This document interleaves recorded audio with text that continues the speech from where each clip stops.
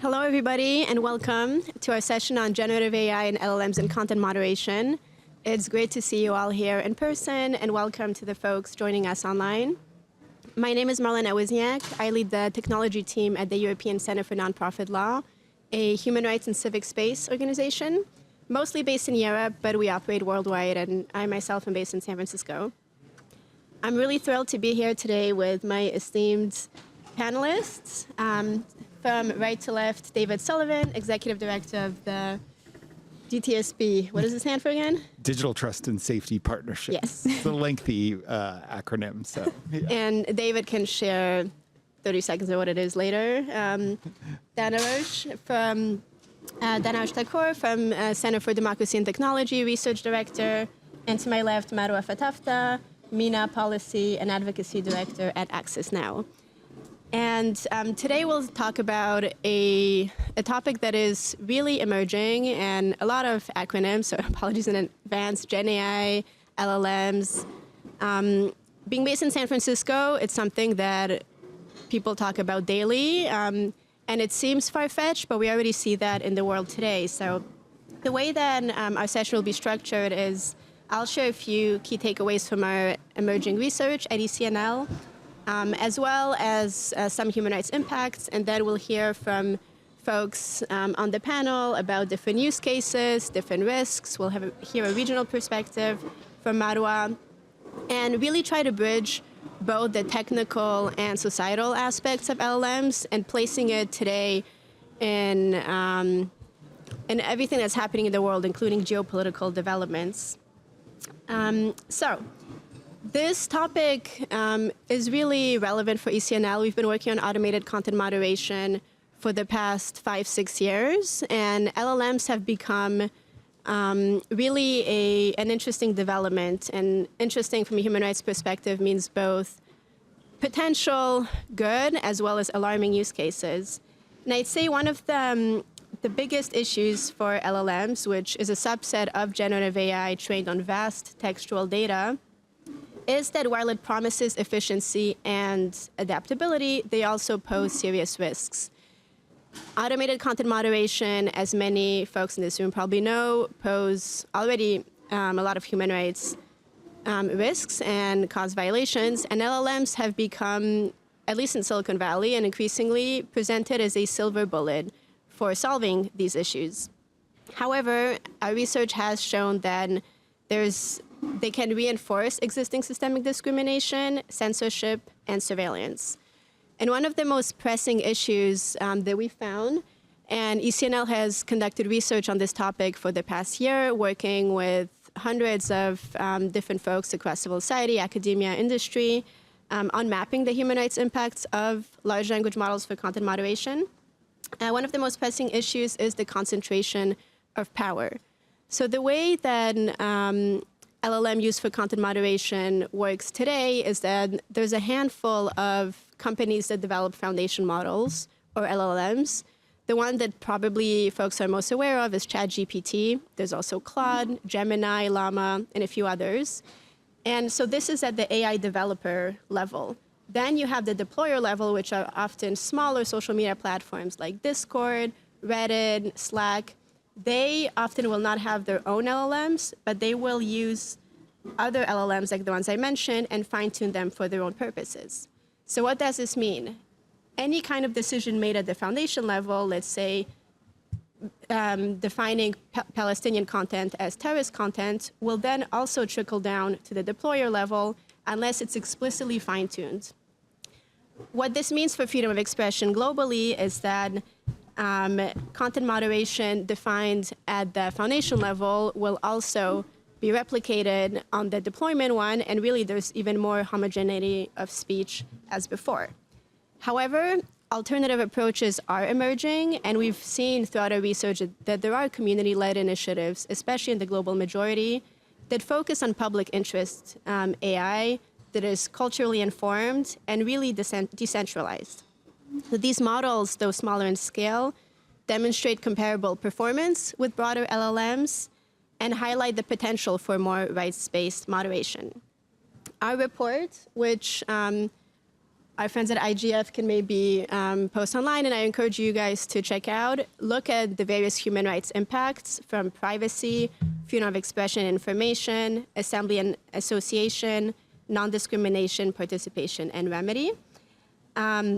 We'll talk about some of these later, but I encourage you to read it. It's a thorough analysis of each of these rights, and the last part is recommendations, which we'll also dive in to this session.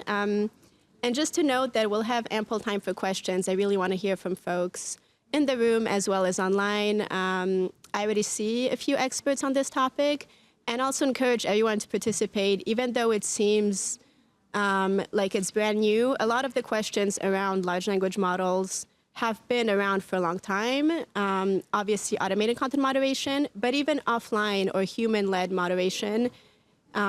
These questions are often the same, and they're just exacerbated and accelerated due to the scale and speed of AI.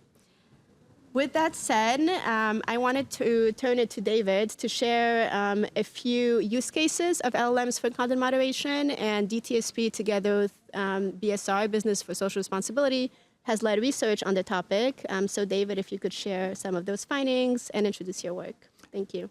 Thanks, Marlena. And I'm going to take these off for a moment.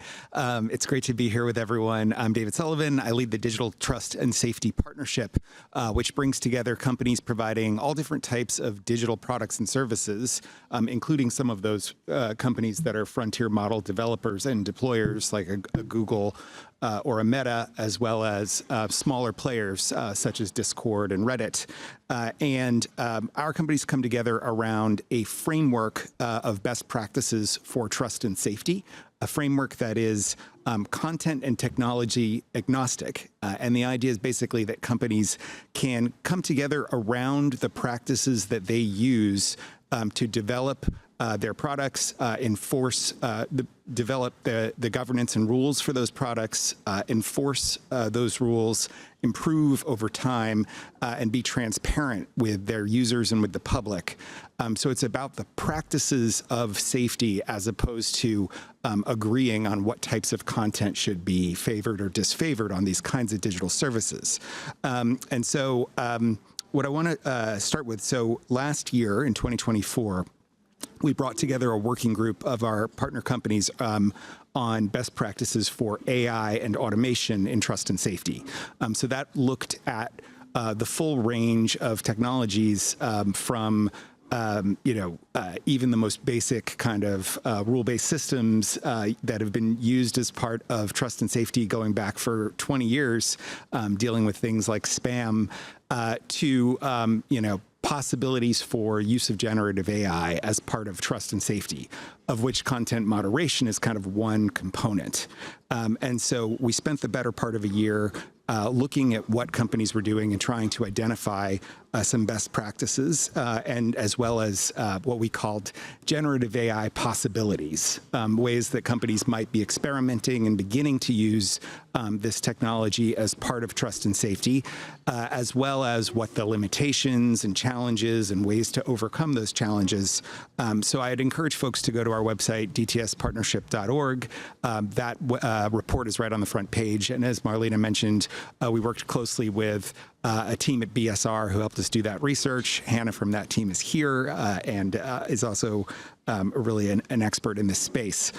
So I want to just briefly mention a few things. First, as I think I already said, I think that use of trust and safety, use of AI and automation in trust and safety has always been a blended process of human and technology. That's always been the case, and it continues to be the case, even as what that blend looks like may change quite substantially as LLMs and these kind of generative AI technologies get incorporated into trust and safety. The second thing is that perfection when it comes to content moderation is nearly an impossibility. And so we're always thinking about potential for overaction or underaction when it comes to how companies are enforcing their policies. And we can talk a little bit more about some of the trade-offs there, and I'm sure we'll talk a lot about that with this group here. With that in mind, I wanted to just use our framework of these 5 overarching commitments to talk about 5 examples of kind of possibilities for the use of generative AI as part of trust and safety, and then hopefully those will help kick off some discussion. So the first of our commitments that all our company members make is around product development. And so one example of a generative AI possibility in product development is the use of generative AI to enhance and inform the kinds of risk assessments that companies do when they are developing and rolling out new products or new features within products. So examples of this could be generative AI could help to analyze emerging patterns of content-related abuse. They could identify edge cases that could then become more mainstream. You connect data points between different types of risk factors and could potentially be used as part of red teaming exercises by trust and safety teams, brainstorming attack scenarios and things like that. So that's on the product development side. The second commitment that all our companies make is to product governance. And so there, as part of that commitment, some of the best practices we've identified around external consultation, incorporating user perspectives into company policies, and consulting with civil society organizations and other external groups as the part of developing and iterating those policies. So there again, I think LLMs could potentially be leveraged to gather much more data. You have companies currently using kind of surveys and focus groups and getting information from outside experts, and all of that may not always be as coherently brought together as it could be. So LLMs could help with that. And one other thing they could potentially do is help to create the kind of feedback loop where those organizations that spend a lot of time telling companies what they should and shouldn't be doing with their policies would be able to hear, this is how your input was used in, the development of this, new content policy around whatever issue. On enforcement, there I think one of the things that where I am cautiously optimistic is about the potential for generative AI to augment human review as opposed to replace it. We hear a lot these days about AI replacing humans when it comes to content review, but I think the area where there's the most potential, both in terms of shielding humans from having to review the worst of the worst type of content, but also being able to help provide context to human reviewers that maybe will help them with their decision making, and also being able to route the things that are easily determined to be content violating away from humans to then make their own work more efficient. And we can talk, of course, about a lot of the challenges there as well. Just quickly on improvement, I think one thing that Gen AI can do is sort of enhance the automated evaluation of context around violations. It can be hard for companies to be able to,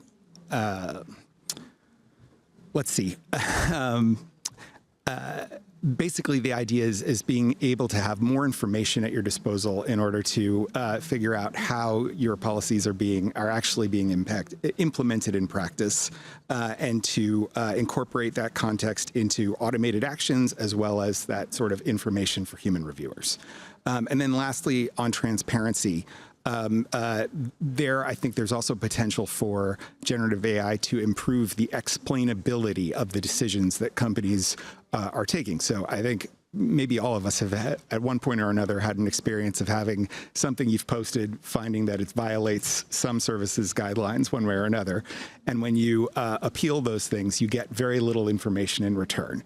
And so there is, I think, potential for these types of technologies to be able to provide a little bit more information. So the example, for example, would be, if you have posted a video that's an hour long, it could tell you, here's the 2 minutes that we found to be violative, and you can have a chance to correct that.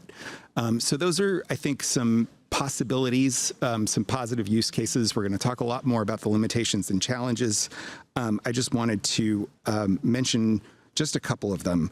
The first is that, and this is where I think the stakes of all of this gets very high, is that we don't know what, kind of tomorrow's content crises are going to look like. And we know that these models are not good when they're dealing with novel challenges that are not adequately represented in their training data. That's when they really go off the deep end. So we need to be aware of that.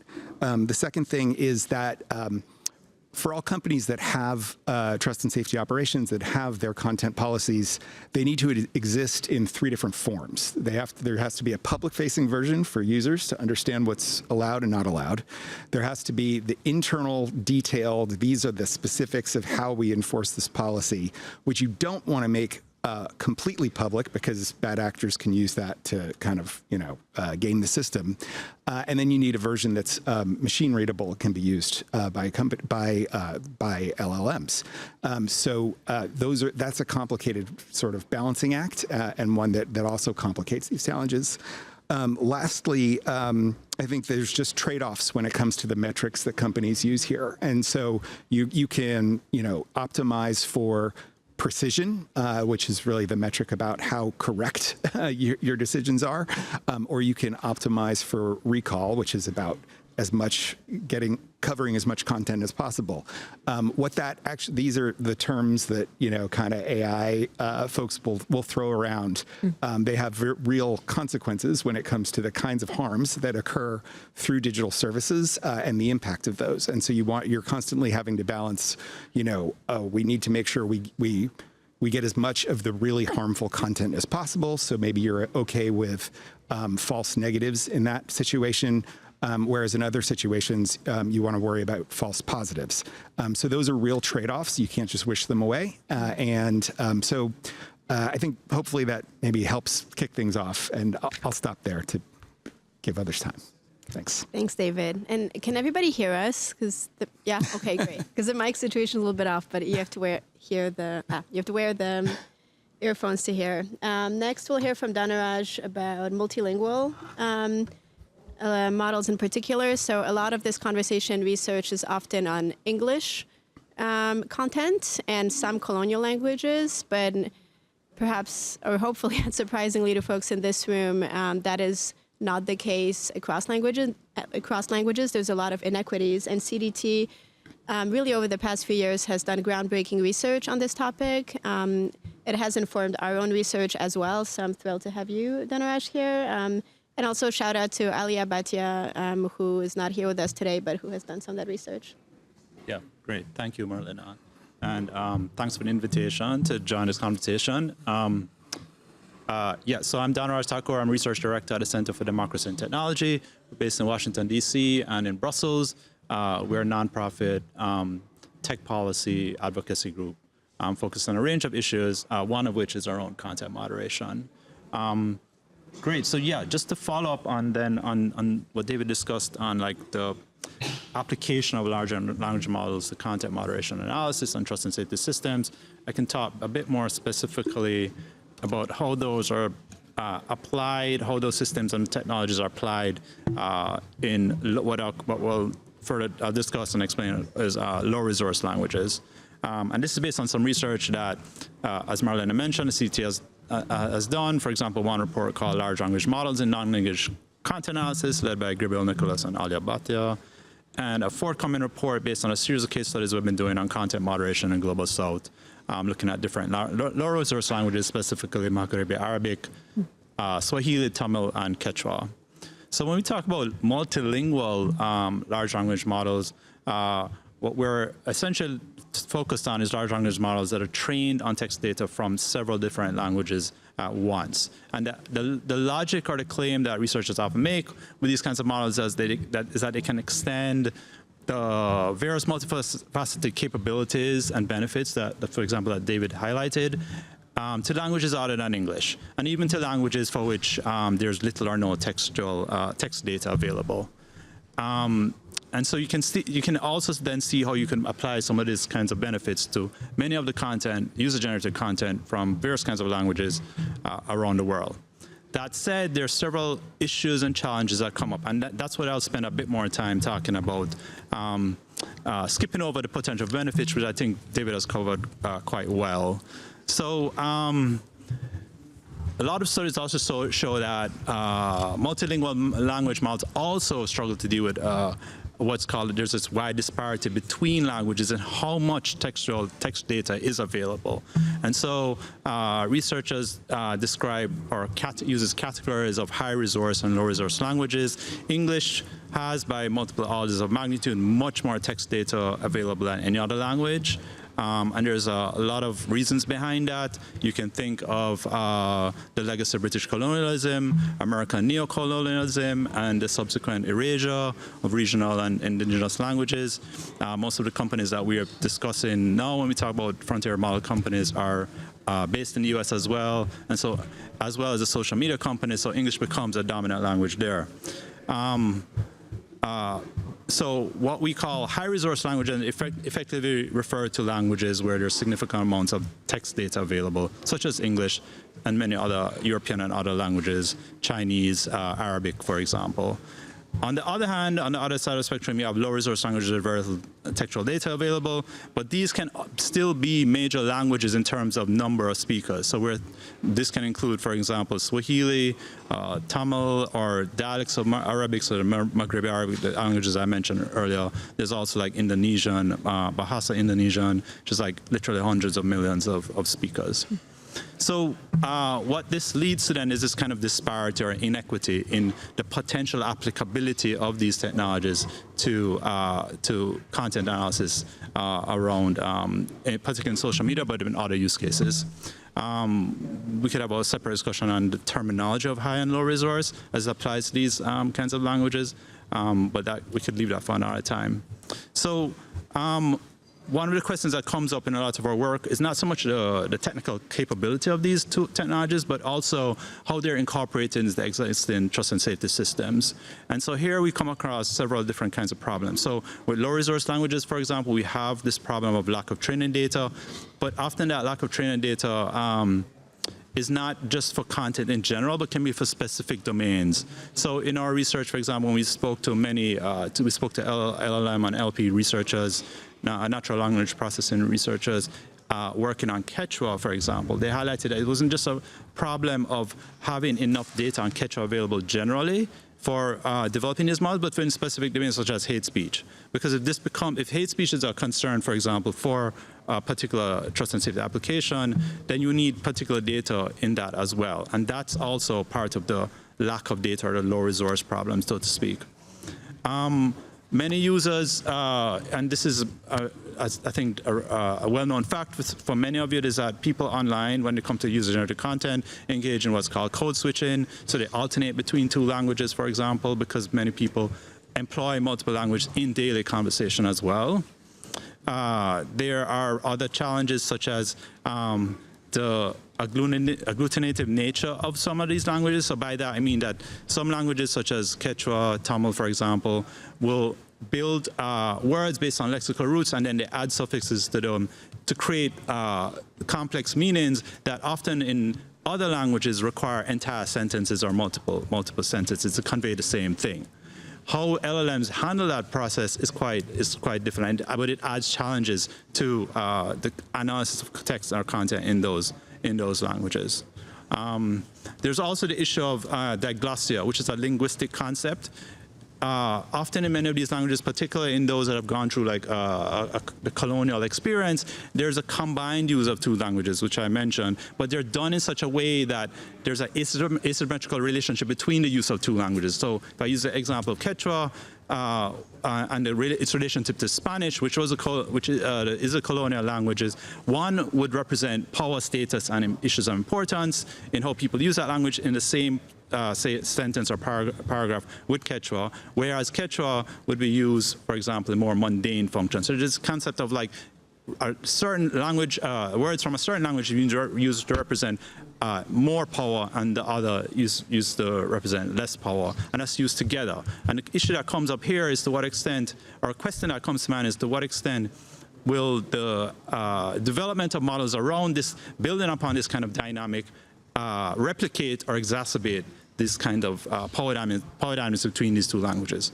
This is combined with a problem that you see a lot, for example, in indigenous languages, where there's a history of erasure of languages. And so often a concern that comes up when you talk to researchers and people in these communities is to what extent do these technologies combine or at least push back against that kind of erasure. In our research, what we showed or what we found is I'll highlight some of the problems, but these have like direct impacts on people, social media users who post in these languages.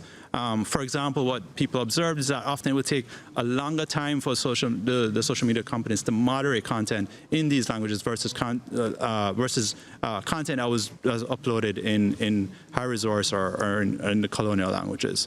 And because of the challenges around developing models or the lack of native speakers on trust and safety teams that can handle these languages, it often led to like longer time to moderate content. There were often, in addition, reports of unjust content removal, perceived shadow banning, and so on. People also highlighted different ways of recognizing these problems, highlighted different tactics of what we call resistance. So, for example, I mentioned code switching.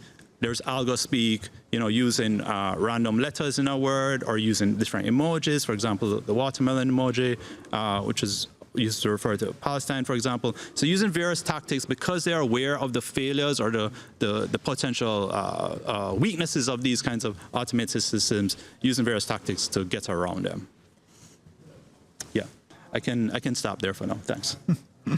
Thanks so much. And this is a perfect segue to talk about some real-world regional harms going to the Middle East and North Africa region, which is, especially today, very topical, but the issues around content moderation and censorship more broadly, surveillance are not new to the region. So really, really grateful to have Marwa here, and would love to hear from you about your regional perspectives. Yeah, thank you, Marlena. And unfortunately, the MENA region is quite rife in examples. But I do want to first thank my co-panelists for laying the ground pretty well for me to provide some specific examples. I want to make my comments around three issues. The first one of which that has already been alluded to the question of where do you invest in those systems and in which languages? Arabic is one of, I don't want to call it a minority language, millions of people speak it. It's an official UN language. Yet, unfortunately, AI systems used by tech companies and social media platforms more specifically tend to be poorly trained, and I'll mention some specific examples there. But the issue here is also in some cases where there is a minority language, companies sometimes think it's not, market. It's not. There's no incentive for them to prioritize that language, even though, for example, in the context of Palestine, Israel, in 2021, when there was a surge of violence on the ground and also a surge of online content protesting or documenting abuses, we noticed that there was an over-moderation of Arabic language, under-moderation of Hebrew language, and on Meta's platforms more specifically. And after Business for Social Responsibility conducted a human rights due diligence into Meta's content moderation of that period, one of the reasons behind such dynamic was the fact that there were no Hebrew classifiers to moderate hate speech in Hebrew language, but there were such for Arabic. One would ask a question here is that why, despite the context was very clear, there were high incitement, so high volume of content inciting to genocide, inciting to violence, pretty direct hate speech where it's pretty much black and white. But nevertheless, the company did not think that it was a priority at the time to roll out classifiers that would be able to automatically detect and remove such harmful and potentially violative content. When we pushed back, of course, and after the due diligence findings were out, now Meta has classifiers, but we found out in the new round of violence, unfortunately, I mean after October 7th, that those classifiers were not even well trained to be even to capture even more a larger volume of hate speech and incitement to violence and genocide and dehumanization or dehumanizing rhetoric. Which leads me to the second issue, that is the under and over enforcement that comes as a direct impact of basically company decisions of investment and where and when to deploy such systems. Let's now zoom in into the concrete issues of how these systems are they're far from perfect, but the risks and the direct impact of which can be very, very harmful. One of the examples here in terms of over enforcement, I mean, if you talk to, for example, Syrians, I mean, Syria has been one of the most sanctioned countries on Earth planet. Thankfully, many of the sanctions are being removed, but the result of that, you know, for example, on counterterrorism legislation or laws, we've seen aggressive moderation using these AI tools or algorithmic or automated decision-making to remove content coming from Syria or posted by Syrians. The same can be said about Palestinians, in which a lot of content is erroneously removed. So accounts are being arbitrarily shut down, content removed. The word shadow banning was mentioned. That's also another issue that we come across quite often, where people are, not only their content has been removed, but they feel pretty much quite caged, where their content doesn't have the outreach that they are, or the level of engagement that they're used to. There were also a couple of years ago, back in 2021, already a while ago, with the Facebook papers, for instance, one of the shocking revelations to me was that Meta's automated decision-making systems for detecting and removing terrorist content in Arabic got it wrongly 77% of the time. That's quite huge.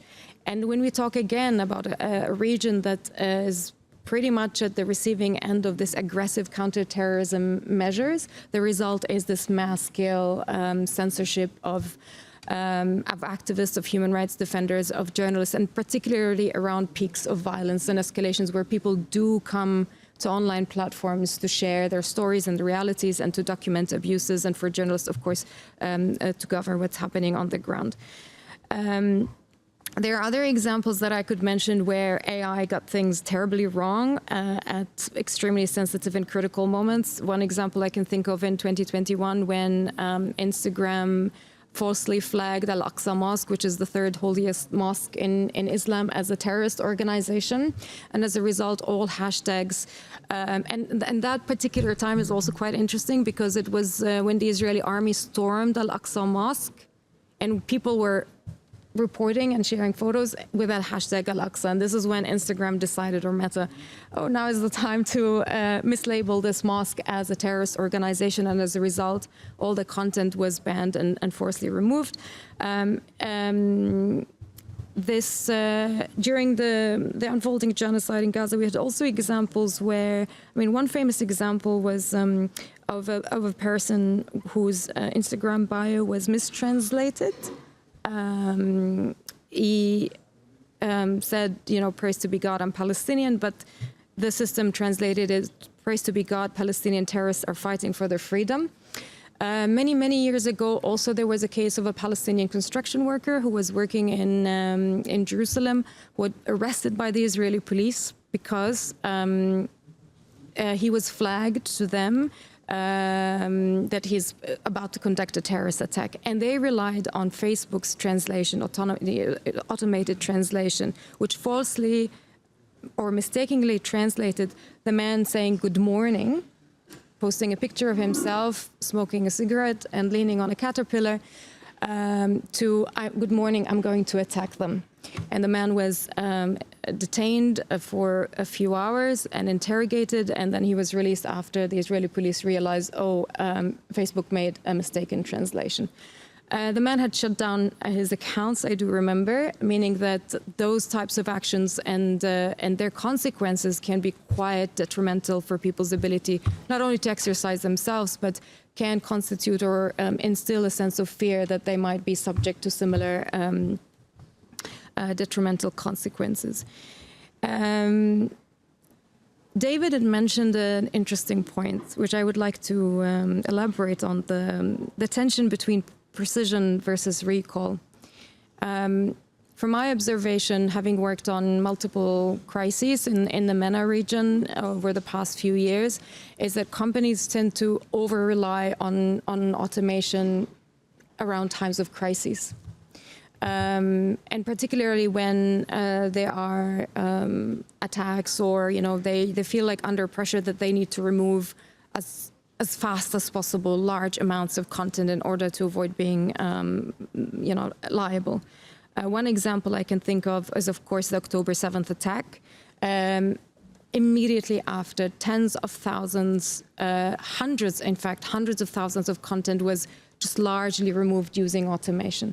And there, that balancing act that is not possible to even achieve means that companies are willing to sacrifice or, to say, okay, it's fine if we erroneously get content decisions or content moderation decisions wrong, as long as we try to catch as large of content as amounts of content as possible.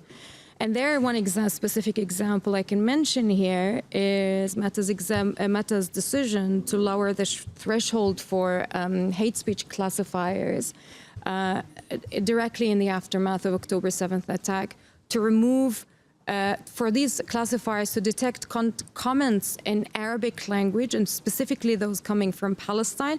So lowering the confidence thresholds from, I think it was around like 85 or so, all the way down to 25%.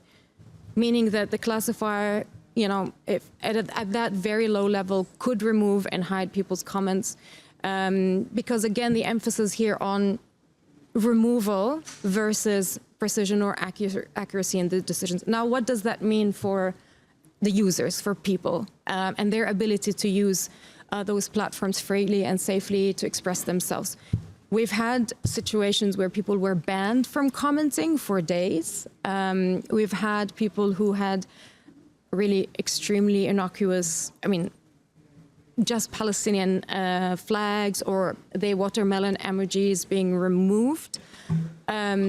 We've had even people receiving warnings before following particular accounts. For instance, if you were a journalist known for covering the events in Palestine or in Gaza more specifically, you would get a notification saying, are you sure you want to follow this person because they're known for spreading disinformation?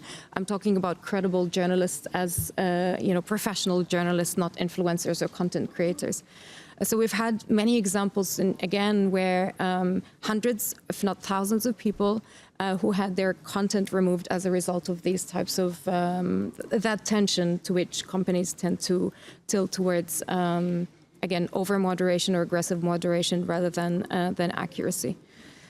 Lastly, what I want to say is that, okay, I'm not an expert on LLMs, but what concerns me the most is that we are at the cusp yet of another era of new technologies, or a new iteration of technologies in which there's a lot of promise, but there are yet to be proper human rights impact assessments, and that's something that you excellently catch in your report, that we still don't have access to these systems. It's hard to independently audit them, and therefore to understand and also work with the companies, what are the risks and how can be mitigated before they're already rolled out at a scale, and then we as civil society find ourselves in the position of having to document the harm, try to connect the dots and understand, okay, why is it that a certain population at a certain time being subject to censorship, and what could be the catalyst reasons behind it, and then provide that as an evidence for platforms for them to correct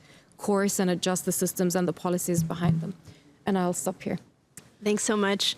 And before I open it up to the floor, I just wanted to highlight a few of the key risks that we found, just following up on the speakers' points. And I really do encourage you to read our report. It's We distilled it down to 70 pages, which is still quite long. We read over 200 computer science papers and like really brought a human rights legal analysis to it, and try to make it more digestible by having different chapters. So every right is its own chapter, and then there's also one technical primer. Some of the concepts that David shared, which are very common in the AI CS technical world, are less so in policy, and vice versa. And then Marwa said we need more human rights impact assessments. So BSI was brought up several times. There's a handful of orgs and people doing that, but it's really concerning that you have these many human rights impact assessments for this big of an impact. And some of the key LLM impacts we found, one on the benefit side, because there can be some potential use cases, is that LLMs are typically better at assessing context. So if we are going to use automated content moderation, they typically perform better. The accuracy level is higher than traditional machine learning. And they can be also better for personalized content moderation. So we talk a lot about user empowerment and agency, and if folks want to kind of like adjust their own moderation settings, if someone is comfortable with sensitive content, for example, or gore or nudity, they can choose that versus others can filter that out.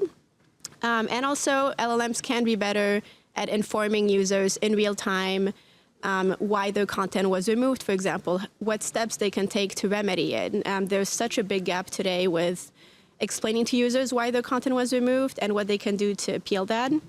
That said, a few key risks specific to LLMs. One, because there's so much content, and I often say, I've been working in AI for a long time, for those who know me, and AI is neither artificial nor intelligent. It uses a lot of infrastructure, a lot of hardware, and it's mostly guesstimates. So LLMs, and I should have begun with that, as large language models. It's basically statistics on steroids. It's not divine intelligence, it's just a lot of data with a lot of computing power, which is also one of the reasons why it's so concentrated. What happens when systems have so much data, often from web scraping, is that they can infer sensitive attributes, much more than traditional ML systems can. And when we think about the relationships between governments and companies today, that really puts minorities at risk of being targeted and increasingly surveilled. Marwa and folks here already talked about over and under enforcement. Unfortunately, marginalized groups are both impacted by false positives and false negatives. That means, like per Marwa's example, Palestinian content is both overly censored and at the same time, genocidal, hateful content is not removed from the platform. Hallucinations is a very typical Gen AI LLM example. So when companies rely on LLM-driven content moderation to moderate misinformation, for example, the LLMs can put out really confident-sounding statements that are just wrong. So using that to inform human content moderators or automated removal often leads to just errors and inaccuracy. One last thing I will mention is that our organization, ECNL, we work a lot on protest, civic space, assembly, and association. These are often actions and content that are by default contrarian, minority, anti-power. Protests, you usually protest something. You protest a powerful institution. And if you think about AI, both traditional machine learning and LLMs, they are statistical bell curves. And minority content falls outside this data set. And Marwa and David, I think, hinted at that when we think about crisis and quote-unquote exceptional content. So even the best intentioned platforms will make errors just because this is content that falls outside of data sets and the bell curve. It is by definition exceptional or contrarian. So that's really something to consider when you think about assembly and protests. Yeah, and I'll just leave it at that. We also have a lot of work on participation, so I encourage you all to check that out and reach out. And I would love to open it up now. One of the things that we've been thinking a lot about ECNL after doing this human rights impact assessment is now what kind of recommendations can we make to AI developers and deployers? What are we still missing in the academic and civil society community? What gaps are there? So if anybody has thoughts on that, I would love to hear from you. Otherwise, any other questions? And folks online, please either write your question in the chat and I'll bring it to the floor, or you can raise your hand. Yeah, I'll take a couple questions just because we have limited time. Please raise your hand if you have a question. Well, for now, there's only one, so please, yes. And if you can introduce yourself, name and affiliation, that'd be great. Oh, oh yeah, the mic is over there, I'm sorry. So if you please line up and go to the mic if you'd like to ask a question. Just want to make sure if I'm audible. Yes. Okay. So this is Balthazar from University College London. I'm just wondering if there are any avenues for other actors, in this case, government and civil society, to influence the technical design of the LLM used for content moderation within digital platform, or is it like largely proprietary by these social media companies, and there's no way to influence the technical life cycle, so to speak, and then we just rely on a tech platform to make decision on what is the next iteration of the LLM going to be, or is there really avenues, some kind of like external human in the loop mechanism, so that civil society or government can influence in a more technical sense to complement the legal intervention and program intervention? Thank you. Thanks so much. I have a few thoughts, but I'll hand it over to the panel first. Dhanaraj, Sure, thanks. Great question. So one of the kind of feedback that came up a lot in our research is to engage with greater community leadership and participation in the building of LLMs. So for example, that can come in the form of the building of data sets, ownership of data sets, right? Data sets for specific kinds of content. In building LLMs, there are many examples, by the way, around the world of this happening, with local researchers and communities coming together to build LLMs, build models, language technologies for specific purposes outside of social media. The problem that came up a lot, and I don't know how if others have thoughts on this, was that social media companies, the ones we engage, are often not aware of these communities of local LLM developers, NLP researchers, or these kinds of efforts, which they could benefit a lot from, but there's a gap there, a disconnect there, and I think that's one area as well. There's also significant opportunities for governments and even industry to invest in these kinds of partnerships as well, and to support those kinds of efforts.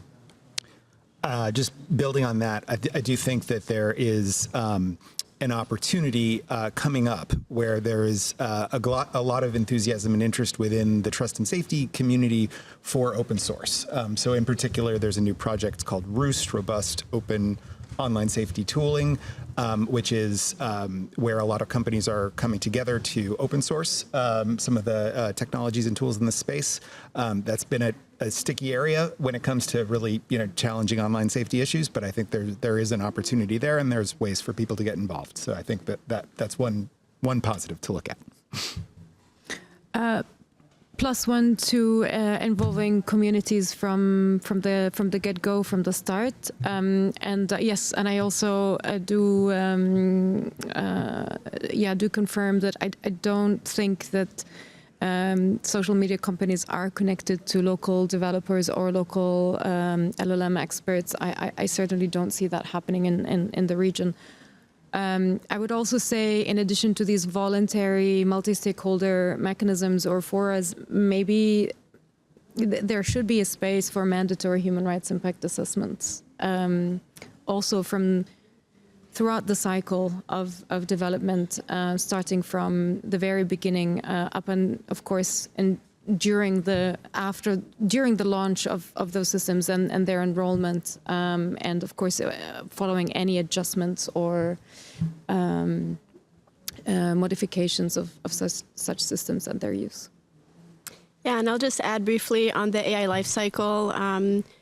ECNL has been working with Discord on piloting what we call our framework for meaningful engagement, where from the first stage of the life cycle in AI design, they're developing machine learning and LLM-driven interventions to moderate content online. So we've been partnering with them and with stakeholders around the world, some of you in this room, on helping them do that. So it's a very specific case study, and I can share more about that. Another example where I think folks can be involved is after the deployment stage. So the way that LLMs work is they're trained, and then there's the whole validation/evaluation section. They're often done through reinforcement learning by human feedback. I won't go into details, but basically it requires people to go through the outputs and retrain them. One thing that we've been advocating for at ECNL is to involve communities at that stage as well. What typically happens is during these reinforcement learning, during this phase, it's mostly Silicon Valley folks or experts like probably us in the room who would do that, but not the communities affected. And it's very, very homogenic. So it's people from elitist academic institutions, high-name NGOs, and those based in Silicon Valley. And that's a problem because it's supposed to, quote unquote, like fix or improve the LLM, but it just ends up perpetuating even more bias. So many ways to involve folks, and that is definitely step one, I think, to actually make these systems better. Next question, please. Mia Kulewind. I'm part of the Internet Architecture Board in the IETF, the Internet Engineering Task Force. I have a very straightforward or blunt question, maybe. I kind of understood that like LLMs will always make mistakes. I think that seems obvious. But do you think there is an area to evolve LLMs to like do a good job here, or do you think there will always need a need for other mechanisms to like have humans involved in the thing, or do you think LLM is not the right technology at all, and we need maybe other ways to empower the users and to give users a decision about which contents they want to engage with and they want to see? So what's the way forward? Anyone want to briefly say? Sure, I can take a quick. So I think there are two dimensions to this. Like, how do companies address content moderation? And there are actually many different models, not just this kind of centralized model that you see with large social media companies. So we should keep that in mind. And they could use, like, you can imagine a subreddit, a moderator thinking of ways they could use these kind of tools for their specific use case, and it could be very helpful for community building in that sense. So just to keep in mind that there's this range of options available. But I think when we think of at a larger scale, all positions always that human moderators should be part of the consideration and the calculus of how you address content. I think others like David and Maro have mentioned this as well.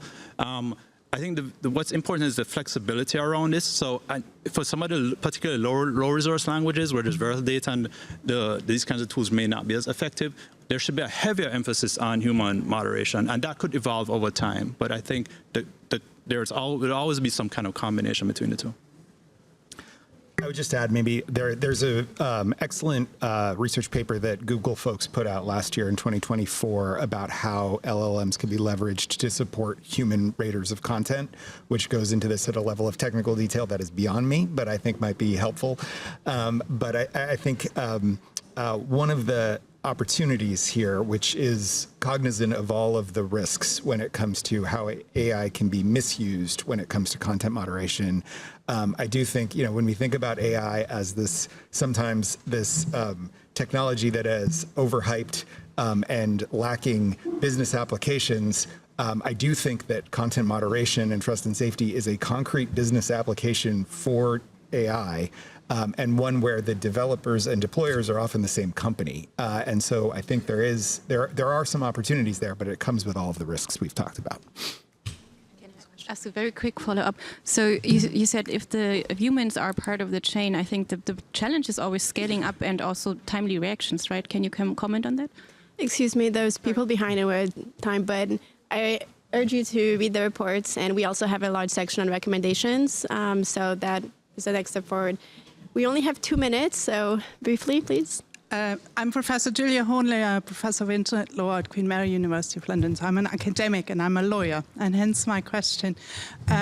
Obviously, for lawyers, it would often take an extremely long qualification for a judge to adjudicate content, right? For lawyers, these are very, very complex decisions, whereas, as I understand it, LLMs and artificial intelligence is based on obviously complex processes of labeling and validation processes. So I was wondering whether, in addition to LLMs, which by definition will always have these problems which you so fantastically described, isn't amplification and the fact that a lot of content is targeted at particular user groups, isn't that actually the more promising way, and I put this obviously slightly provocatively, to deal with harms, say, on social media? Thank you. That is, if I understood the question right, you're saying that instead of this binary remove or leave the content up, then down-ranking or promoting and demoting content. Well, the thing is that even then, we do have some, what I would say, discriminatory application of what kind of content gets promoted and demoted, which brings us back to the question of design and also the question of equitable investment in resources and transparency. Yes, and I'll just add briefly that there's a whole other range of LLMs that are underexplored. So at ECNL, we're very concerned about the use of AI for content removal or ranking.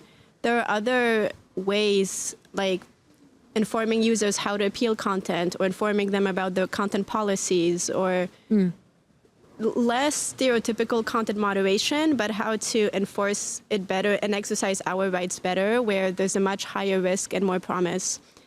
So we encourage platforms to think beyond content removal. And last question, briefly. Yes, hi. Sorry, I'm going to take this up.